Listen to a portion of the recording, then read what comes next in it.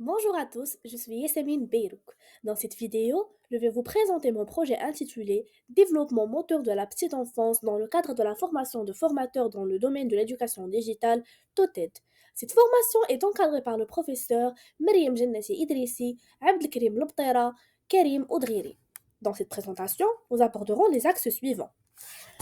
La définition du développement sensorimoteur, les stades du développement sensorimoteur chez l'enfant, les aspects du développement de la petite enfance, les facteurs influençant cette croissance, les stratégies favorisant la promotion du développement sensorimoteur de la petite enfance et les défis courants dans le développement des sens moteurs chez l'enfant.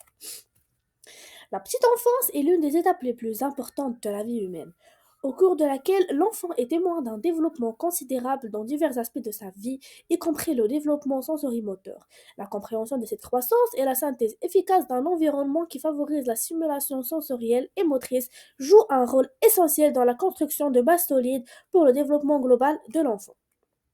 La petite enfance désigne la période de la vie humaine qui va de la naissance à environ 6 ans. C'est une phase cruciale du développement où l'enfant acquiert des compétences motrices fondamentales.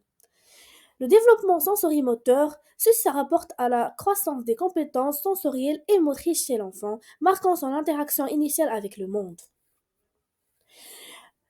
Le développement sensorimoteur chez l'enfant. Premièrement, les réflexes primitifs de 0 à 1 mois. Deuxièmement, habitudes et réactions circulaires primaires de 1 à 4 mois. Troisièmement, la réaction circulaire secondaire de 4 à 8 mois.